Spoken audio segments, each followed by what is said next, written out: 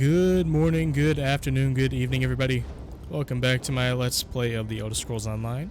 In the last episode, we talked with Mavos here, and he showed us the way to bind Balreth back to the Ash Mountain, I believe, or the Spire, whatever they call it. So for today, we are going to continue that quest, head down the stairs here, and go see if we can put him back where he belongs. It's true. I was cowering here, but I was hoping you would survive the entire time. Did you learn how to bind Balreth? Yes, I'm ready. What now? Ash Mountain. Go north to the mountainside. Garin Indoril took troops there to deal with Balreth. They're still there if he hasn't killed them all. I'm not going to find out. I'll find Garin and tell him what I've learned. Alright, to Ash Mountain. Looks like we got another quest on the way out of here as well. I must find him. I must. I know it seems strange that I'm in this dark place, but the pain of losing him once was unbearable. I can't lose him again. Who have you lost? My dear, sweet Eanan. I'm just an Ashlander merchant. He was a noble in his house, but he didn't care. We had a secret love, but he was ready to risk his status for me. We were to be married. Then why are you here? He died. It was so sudden. I wasn't even allowed to attend his funeral, but I know we will reunite in death.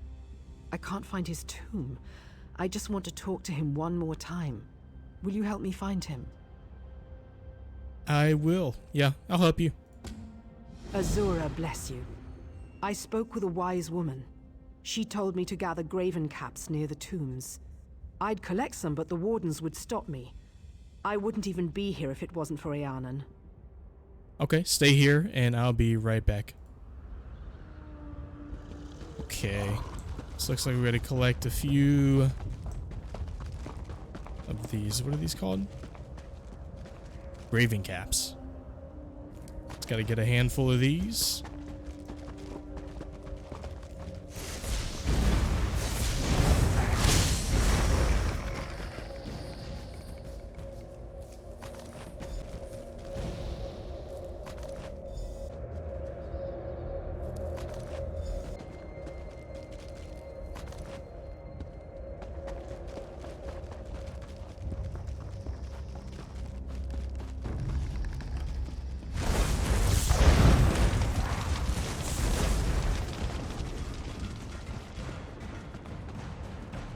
It's good to see you again. I do not like being here alone. Here are the graven caps you need. You're a little like Eanan. He was always gentle and kind with me. Now to find him. I'll search the tombs to the southeast. Would you search to the west? Yeah, I can do that. Go off to the west over here. See if we can find him.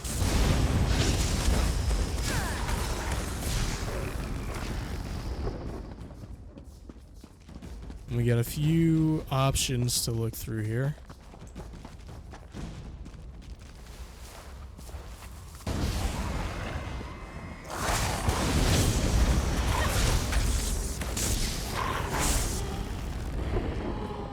I don't think that was him. Wild guess. Ooh. What was that? Okay, so definitely not that one either.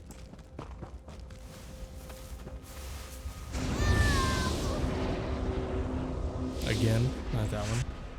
That just leaves this last option here.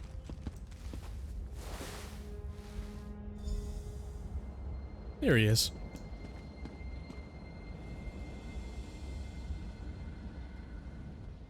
Common filth. You dare to disturb my slumber? Bala is desperately searching for you. Bala? Bala. Ah, yes, the Ashlander. You remember her, don't you, dear? My performance must have been quite convincing. Performance? There's no challenge in terrorizing servants. I wanted to crush someone's dreams. I convinced her I was desperately in love. I said I would leave my wife. It's a shame, though. Shame? That I died. Please, tell her you found me. Say that I'm still passionate for her. Godina and I will have a delightful time watching her heart shatter. Wow. That's really evil. What do you gotta say? Leonin, you were always too casual with the commoners. Your dalliances could still stain your reputation. And what is this Ashlander doing here? Shouldn't she be gone? Jesus Christ. I don't think I'm gonna give him the satisfaction. I'm gonna tell her straight up what's going on. See if we can find her down here.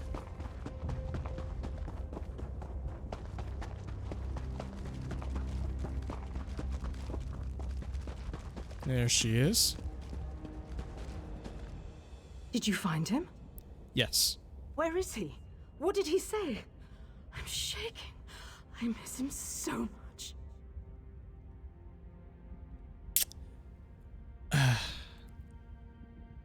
Well, now I'm stuck between the two. I could say he didn't care for you and the relationship was a game, which would definitely break your heart, which is what he wanted. But maybe giving her the third option, that I just didn't find him.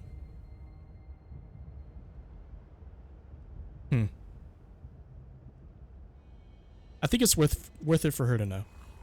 No, I don't believe it. You must have found the wrong tomb. No, you must accept this. He and his wife were laughing at you. No, I can't believe that. I won't. Why? My Aeon wouldn't know. He really had you going. Where are you going? Hello?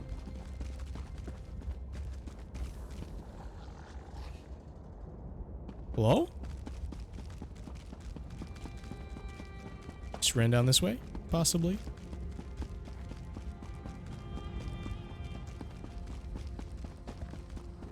Oh.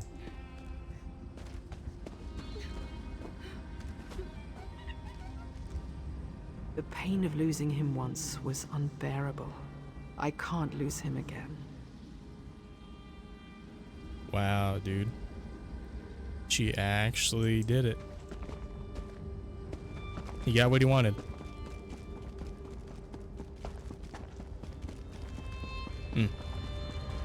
Okay. So, next quest, something a little less depressing, hopefully. Ash Mountain.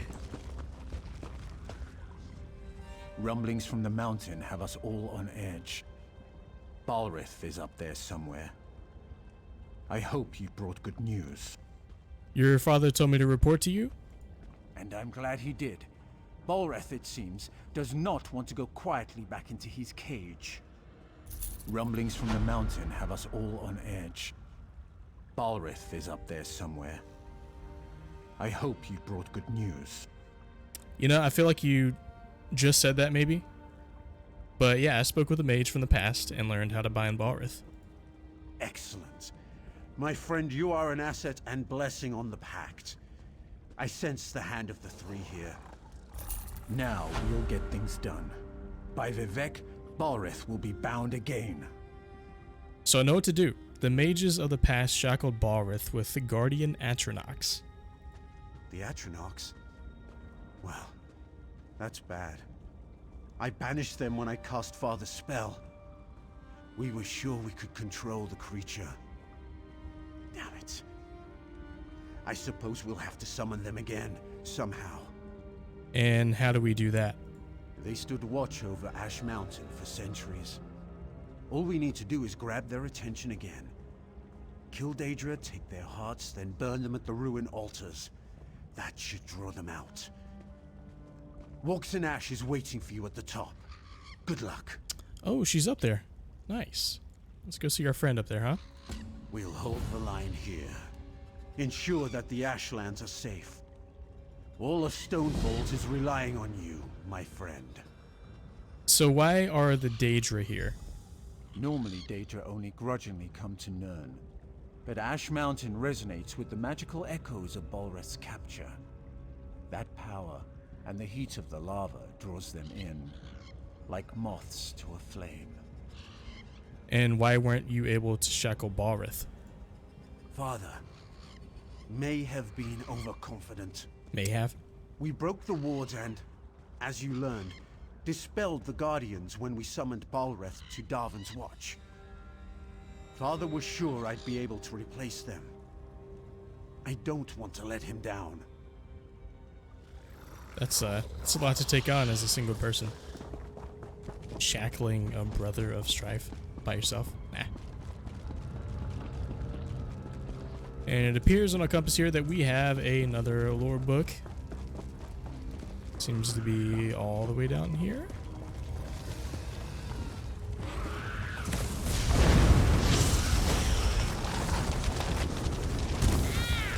Alright, maybe not that way. I don't know. Ancient Scrolls of the Dwemer 2. The Seed. The hamlet village of Lorik was a quiet, peaceful Dwemer community nestled in the gray and tan dunes and boulders of the Dejaste. No vegetation of any kind grew in Lorik, though there were blackened vestiges of long, dead trees scattered throughout the town. Arriving by caravan, Candida looked at her new home with despair. She was used to the forest land of the north, where her father's family had hailed from. Here there was no shade, little water, and a great open sky. The land looked dead. Her mother's family took Candida and her younger brother, Nevith, in, and they were very kind to the orphans, but she felt lonely in the alien village. It was not until she met an old Argonian woman who worked at the water factory that Candida found a friend. Her name was Sigurth, and she said that her family had lived in Lorik centuries before the Dwemer arrived, when it was a great and beauteous forest. Why did the trees die? Asked Candida. When there were Argonians only in this land, we never cut trees, for we had no need for fuel or wooden structures such as you possess. When the Dwemer came, we allowed them to use the plants as they needed them, provided they never touched the hist, which were sacred to us and to the land. For many years we lived peacefully. No one wanted for anything. What happened? Some of your scientists discovered that by distilling a certain tree sap, molding it, and drying it, they could create a resilient kind of armor called resin, said Sigurth. Most of the trees that grew here had very thin ichor in their branches, but not the hist. Many of them fairly glistened with sap, which made the Dwemer merchants greedy. They hired a woodsman named Junin to start clearing the sacred arbors for profit. The old Argonian woman looked to the dusty ground inside. Of course, the Argonians cried out against it. It was our home, and the hist, once gone, would never return. The merchants reconsidered, but Junin took it on his own to break our spirit. He proved one terrible bloody day that his prodigious skill with the axe could be used against people as well as trees. Any Argonian who stood in his way was hewn asunder. The Dwemer people of Lorik closed their doors and their ears to the cries of murder. Horrible, gasped Candida. It was difficult to explain, said Sigurth, but the deaths of our living ones was not nearly as horrible to us as the death of our trees. You must understand that my people, the hist, are where we come from and where we are going. Destroying our bodies is nothing. Destroying our trees annihilates us entirely, or utterly. When Junin turned his axe on the hist, he killed the land. The water disappeared, the animals died, and all the other life that the trees nourished crumbled and died or dried to dust. Then why are you still here? Asked Candida. Why didn't you leave? We are trapped. I am one of the last of a dying people. Few of us are strong enough to live away from our ancestral groves, and sometimes, even now, there is a perfume in the air of Lorik that gives us life. It will not be long until we are all gone. Candida felt tears welling up in her eyes. Then I will be alone in this horrible place with no trees and no friends? We Argonians have an expression, said Sigurd with a sad smile, taking Candida's hand. The best soil for a seed is found in your heart. Candida looked into the palm of her hands and saw that Sigurd had given her a small black pellet. It was a seed. It looks dead. It can only grow in one place in all Lorik, said the old Argonian, outside an old cottage in the hills outside of town. I cannot go there, for the owner would kill me on sight. Like all my people, I am too frail to defend myself now, but you can go there and plant the seed. What will happen? Asked Candida. Will the hiss return? No, but some part of their power will. That night, Candida stole from her house and into the hills. She knew the cottage Sigurd had mentioned. As she approached it, the door opened and an old but powerfully built man appeared with a mighty axe slung over his shoulder. What are you doing here, child? He demanded. In the dark, I almost took you as a lizard man. I've lost my way back in the dark. I'm trying to get back to Lorik. Be on your way then. Do you have a candle I might have? She asked petitiously. I've been walking in circles and I'm afraid I'll only return back here without light. The old man grumbled and walked into the house. Quickly, Candida dug a hole in the dry dirt and buried the seed as deeply as she could. She returned with a lit candle. Get back.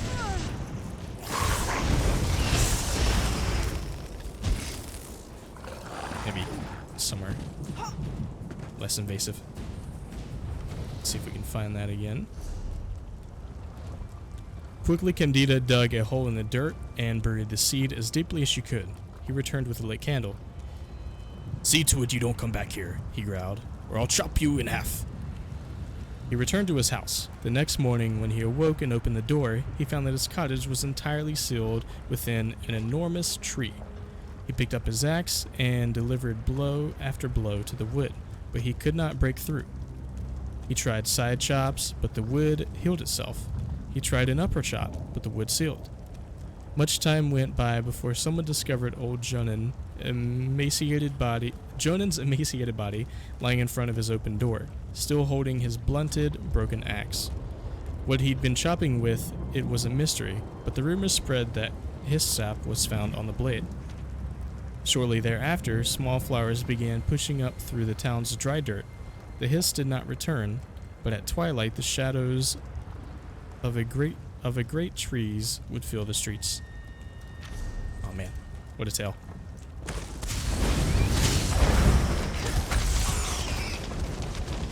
What a story. We got another quest up here. The scamps do not know fear. Troll's blood.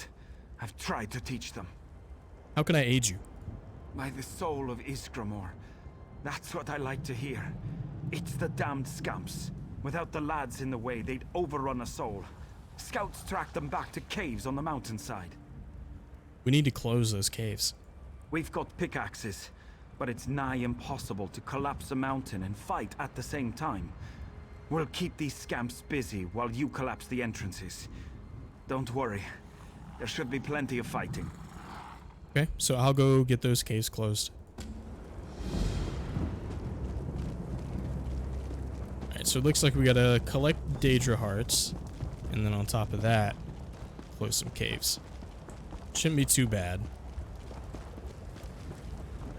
Just gotta find Daedra, if we can.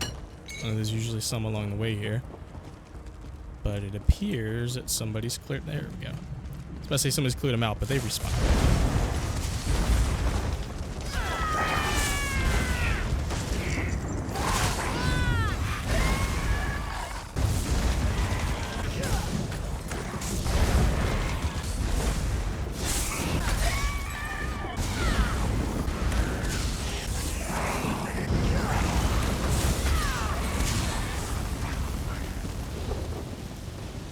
And now that we got the rest of the hearts, let's go summon Blaze.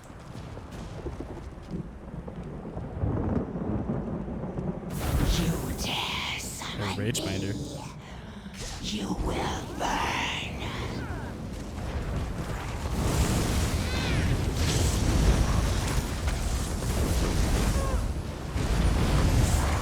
I yield. I will serve you for now. For now.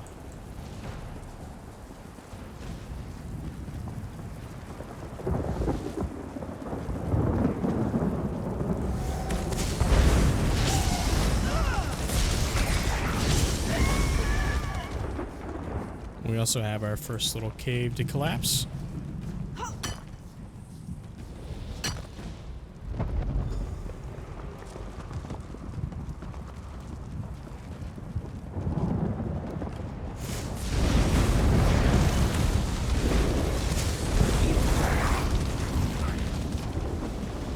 Number 2.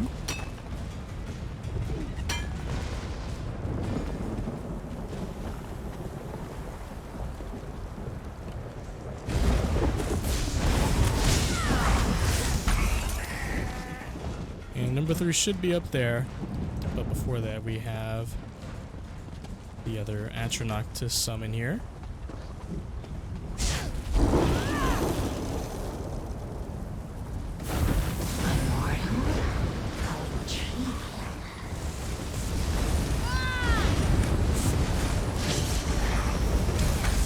I shall assist you as long as it pleases me. Oh, is that true? As long as it pleases you. We'll see about that.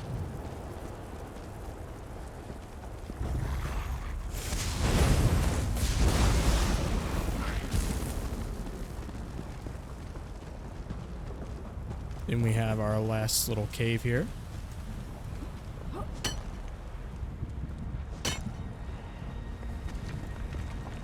There we go.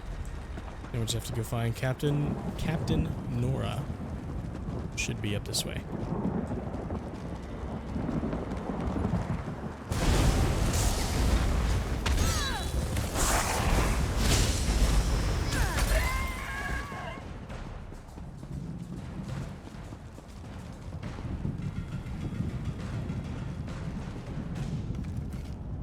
How did you make it through the Daedra, stranger?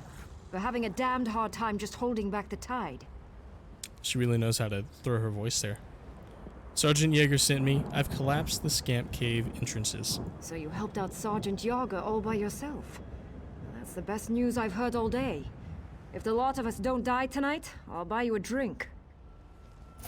Oh, really? Really? She's not gonna buy me a drink. The wind has carried you here with your scales unburnt. What do we do now? I defeated the Guardian Atronachs. I shouldn't be able to call them to us. Cool rain on my scales. We'll reforge the shackles Garn and his father destroyed. The brother of strife will be returned to his rest. Alright. This is magic I do not understand, far from the waters of my home. You are brave to walk the river's edge. We should be ready. Is there anything else I need to know? You are wise to ask, yes. I have brought your focus a totem that should help you in the trial ahead. It is a storm totem that will bring pure waters down on his blistering skin. And what will that do? Balreth is an engine of fire and death. You'll need something to slow him down. Use the totem, slow him down, and your task should be much easier. But first, as you said, you'll need to summon the Guardians. Sun on your scales, my friend. Thank you, Walks in Ash. It's good to see she's part of this. Always nice to have returning characters.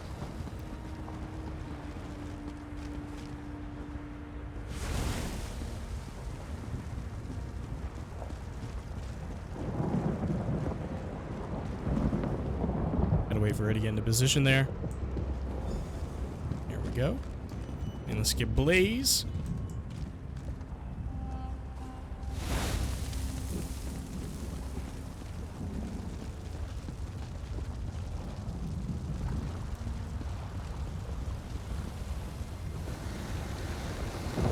Mavos. Well, I see that my considerable investment in you wasn't a total waste. Mavos? Our meeting at Othrenis left me curious and frustratingly conscious. Can you really imprison Balreth? Death has given me a certain perspective, and of course, I have time to indulge my curiosity. The portal is open. Do you have any other advice? Balreth's attacks have cost him power. You should defeat him while he's weak. Right now, I feel him moving in the caldera of the volcano, gathering strength from the lava flows there. So we need to keep Balreth away from the lava. Yes, though I doubt it will be easy. If he reaches a lava pool, Balreth will regain strength. There was something else. Don't let him light you on fire. Yes, that's something you should avoid. Anything else? As you've seen, scamps love the fire and magical energy Balreth exudes. Be ready to deal with more of them below. Once we've destroyed his fiery shell, we'll be able to bind him again. This time, it will be for all eternity. Thank you, Mavos. He seems humble now, which is good to hear.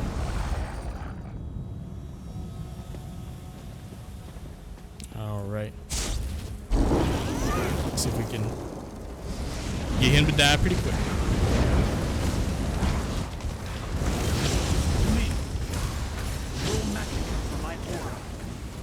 Yeah.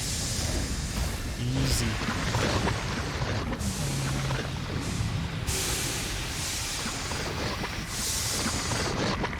Now, summon the Guardians! Touch Balreth's prison to draw... You did it! The Guardians are here. What are they waiting for?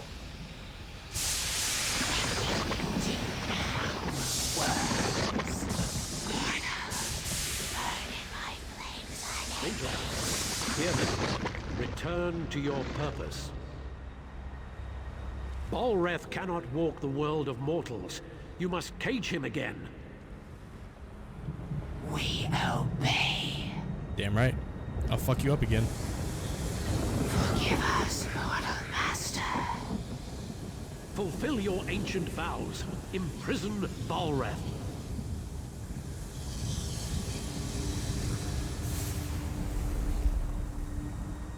Nice.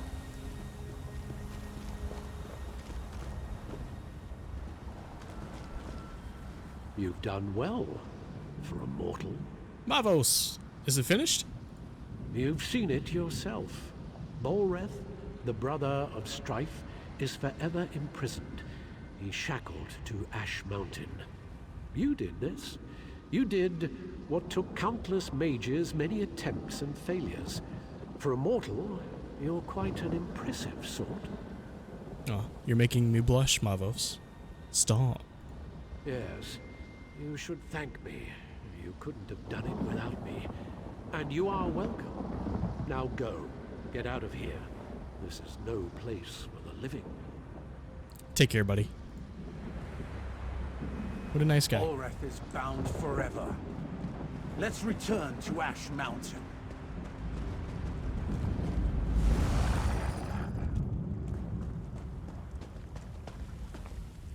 You've done the impossible. I was wise to see the stone in your spirit. Then again, I'm known for being wise. I think your head's getting a little big there. We defeated him together. Yes, Balreth is defeated. Argonians, Dunmer, and Nords working together. One might almost think we had formed a pact. Almost. Victory is like a cooling rain, yes? But still, the storm rages on. What would you have me do? Balreth is bound, but the Covenant still threatens the Ashlands. We've received word that a major offensive has washed up on shore to the west of Ebonheart. Pact and Covenant troops now fight to hold the land coral maze that is Vivek's antlers. Vivek's antlers? The Dark Elves see the coral as a gift from their living god Vivek. He saved them, they say, in the Akaviri War. Now that does not matter. The Pact military could use your skill and prowess in their fight. Go well along the river, my friend. You too. I'll make it for Vivek's antlers. I like her. On to Ebonheart, yes? The Covenant is retreating here, but there's lots of fighting still ahead. Oh yes. On to Ebonheart.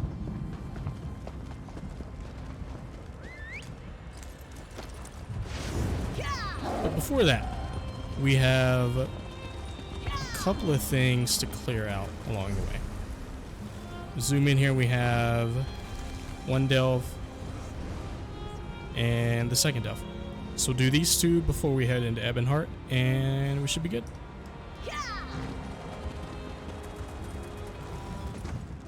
Quietly, there is danger.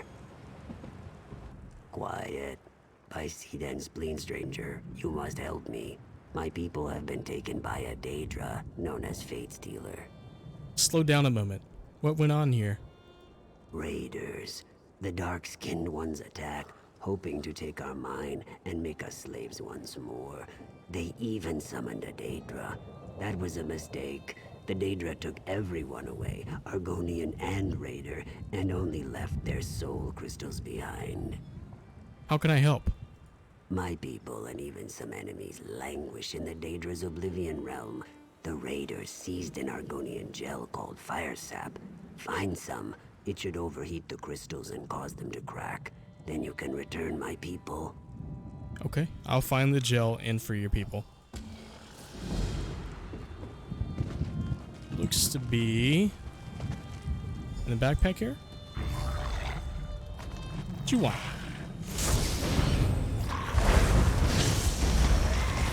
That's what I thought. You don't want none.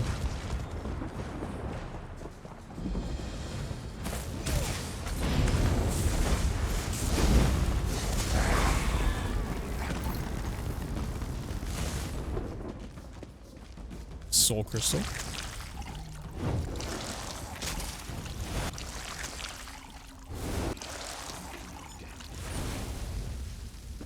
And that should be all of the miners here. But we're just gonna go right inside of here. Finish this up real quickly.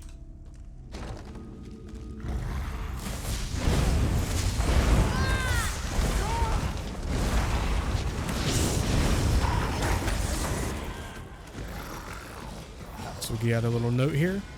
Colt Screed. Thus spake the master, and so do I pass on his word.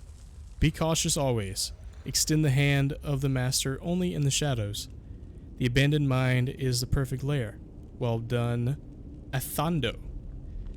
Sacrifices to the master should begin at once. Perhaps make use of these lava pools? The master has been promised a mighty gift for working on Molag Bal's behalf. He has said we shall be given the gift as well. Prepare for this day. It seems like cult has kind of spread throughout here. Working for who? Not too sure. Maybe we'll find out along the way.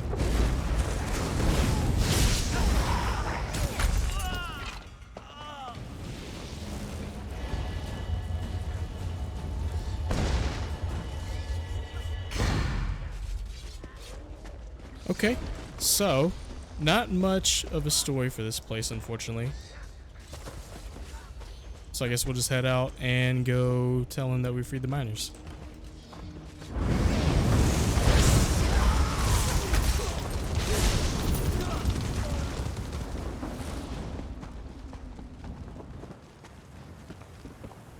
It's so good to see everyone free again.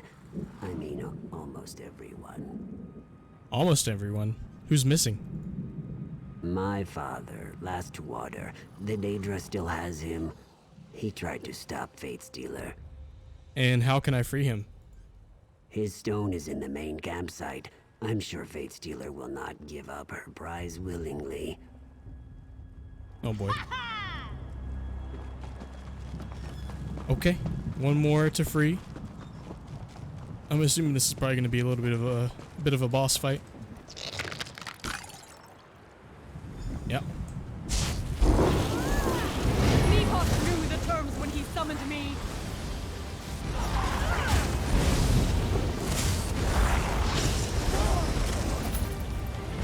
There we go. What? Who? Where is my ex-spawn? He might be a little mad.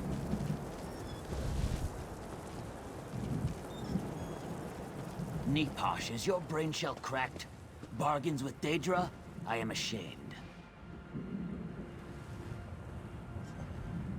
He's got nothing to say. I don't know what to say. I called it. You're the one who summoned the Daedra?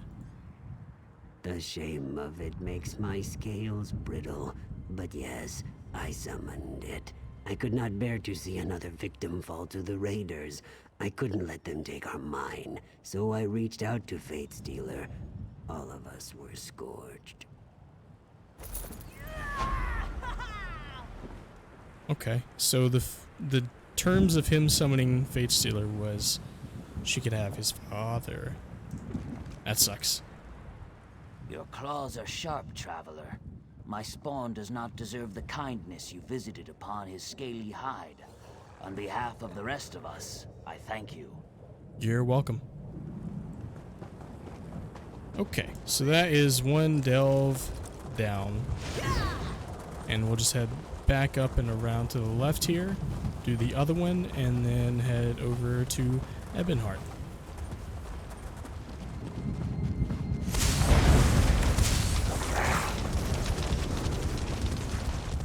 And before we head in, it looks like we have yet another lore book. Let's write down... Should be over here, right? There it is. Was this Boethius proving? The following account is true. May it serve as a warning to those with ears to hear and hearts to know. On a certain day at a certain time, the faithful gathered to perform certain rituals, hoping to gain a glimpse of their master. The day was correct, the summoning was true. Slashing a smoking tear through the veil, she, her very self, appeared before them, terrible and resplendent. She came arrayed in ebony, darker than a moonless night, wielding a blade burning hotter than the surface of the sun. And though she wore the guise of a Dunmer warrior queen, she towered above them like a statue carved from the Red Mountain itself. "Why have you disturbed me?" Surprised, the first among them prayed, "O Boethia, Prince of plots, deceiver of nations, Queen of shadows, Goddess of destruction, we come to worship thee." She looked down upon her followers, gathered to bear witness. Frowning, she asked the first, "Tell me, you who professes to know me, how shall I know you?" Afeared, he exclaimed, "Each night I pray to thee, each night I call out thy wondrous names. Surely thou must recognize the sound of my voice, thy most devoted of belovers." She frowned and let out a long sigh, and then of a sudden he was gone, the air from her lungs dispersing him. Turned to the second, she asked, "And you? How shall I measure the worth of your existence?" Stunned by the power of her voice, he bowed before her darkening visage. She clapped her hands, and he too was gone. To the third, "And you, tell me, how shall I know you apart from such as were they, of whom there is no trace?" Shaken and speechless from the nullifications of his brethren, he whispered, "Have mercy upon us!" She blinked twice. Once he was in agony. Twice he was destroyed. She cast a withering glance across those remaining and said, "I do not grant mercy." And so it was with the others, she putting them to proof, they offering none. Finally she came to me, eyes aglow with anger, tongue wet with hate, and said, "Of all my believers, but two remain. Tell me, second to last, with what shall you prove your existence?" Without hesitation I drew forth my blade and buried it in the chest of the other who stood beside me, and without fear replied, Ask him whose blood now spouts from my blade if I exist." She smiled, and the gates of oblivion opened between her teeth. Then she said, "Tell me, now last of my followers, wherefore do you remain where the others do not?" I retrieved my blade and offered it up, saying, "I am alive because this one is dead.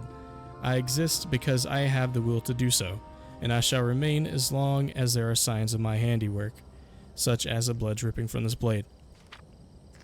Accepted my gift, she nodded and said, "Indeed. If in the reading your blood boils in your veins and your mind blazons with fire, then Boethia calls you. It is then most wise to heed her call." What a savage. Very smart though. He figured it out. Saved his life. Can I make my way back up here? That'd be great.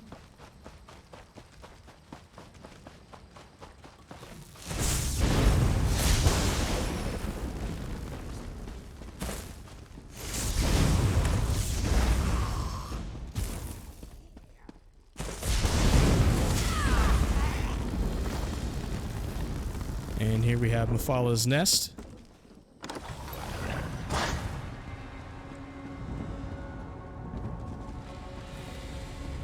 Okay.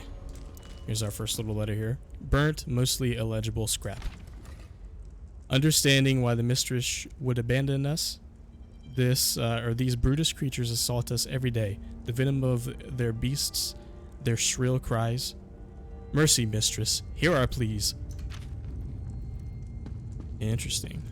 It's like they prayed to Mafala and they didn't like what she gave them.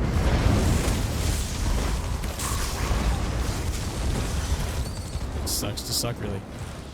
So we'll go through this delve here, and hopefully it provides a little bit more lore than the others did.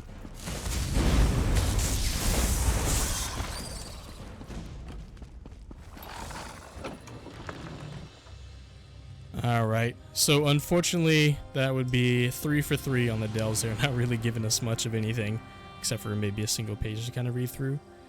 So I think moving forward we'll probably just skip those in the videos, and if there's anything kind of important, then, you know, I'll put it into the video, but otherwise we'll just kind of cut it out. But that'll do it for today's episode. If you guys enjoyed, please leave a like, follow, or subscribe if you feel like it, and leave a comment for anything. Wow, I think I had a stroke. Yeah. I'll catch you guys in the next one.